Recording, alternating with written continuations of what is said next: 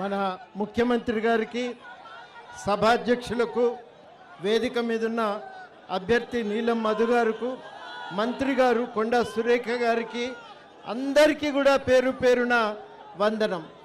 ఇవాళ సిద్దిపేట పట్టణంలో అద్భుతం జరిగింది. ఇవాళ ఈ పురవీధులు జనప్రవాహంతో నిండిపోయినాయి. ఇదివరకెన్నడూ కూడా సిద్దిపేటలో ఈ జనప్రవాహం చూడలేదు, ఈ ఉత్సాహం కూడా చూడలేదు. అద్భుతమైనటువంటి ఒక ఉత్సాహాన్ని ప్రదర్శించినాక ఇంకా ఎవరికీ అనుమానం లేదు, హస్తం గుర్తు మీద ఓటు వేసి కాంగ్రెస్ను గెలిపిస్తారు, నీలం మధుని ఎంపీ చేస్తారనేది చాలా స్పష్టంగా అర్థమవుతున్నది. ఇక అనుమానం కూడా అవసరం లేదు. మరి ఇంతగా కదిలి వచ్చిందంటే కారణం లేకపోలేదు. కారణం ఏంటిదంటే మోడీ గారు గ్యాస్ రేటు పెంచితే ఇవాళ తెలంగాణ ప్రభుత్వం ఏర్పడినాక రేవంత్ రెడ్డి గారి నేతృత్వంలో గ్యాస్ సిలిండర్ ధర సగానికి సగం తగ్గించుకోగలిగినాం. అందుకని వాళ్ళు ఇంతమంది హాజరైనరు. మహిళలకు ఉచిత బస్సు ప్రయాణం ఇదివరకెన్నడూ కూడా ఎక్కడా మనం ఇటువంటిది చూడలేదు. మహిళలు వాళ్ళకు బస్సు ఇస్తే ఇవాళ చాలామంది వాళ్ళని ఇబ్బంది పెడి అవమానిస్తున్నారు. వాళ్ళకెందుకు బస్సు? మహిళలకు బస్సు ఫ్రీగా ఇస్తే ఆల్గడ్డకు కూడా హైదరాబాద్కు పోతారంటారు. కానీ వాస్తవానికి ఆత్మగౌరవం పెరిగింది. వాళ్లకు నచ్చినట్టుగా జీవించటానికి, ఆదాయం మిగిలించుకోవటానికి, కష్టపడి 4 పైసలు ఎన్నికేసుకోవటానికి ఇవాళ అవకాశం కలిగింది.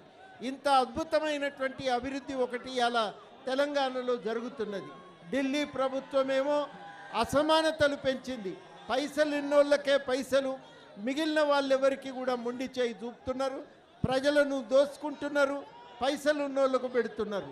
ఈ అసమానతలను మనం రూపుమాపాలంటే ఇవాళ భారతదేశంలో కాంగ్రెస్ 5 న్యాయ సూత్రాలను ప్రతిపాదించింది.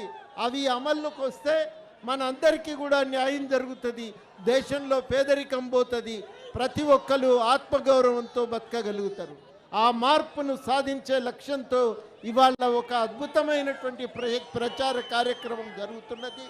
ఈ ప్రచారాన్ని నిర్వహిస్తున్నటువంటి మధు గారికి అభినందనలు తెలియజేస్తూ, తప్పనిసరిగా మర్చిపోకుండా మే 13 నాడు మీ ఓటు హస్తం గుర్తుకు వేసి మధును ఎంపీగా గెలిపించాలని, కాంగ్రెస్ పార్టీని అధికారంలోకి తేవాలని కోరుతున్నా. ఈ ఎన్నికలు ఢిల్లీ ప్రభుత్వం కోసం.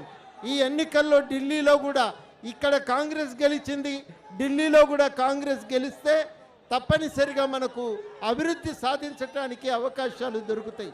అందుకనే అందరూ కూడా గుర్తుపెట్టుకోండి, మనం 13 నాడు హస్తం గుర్తుకు ఓటు వేయాల్సిన రోజు.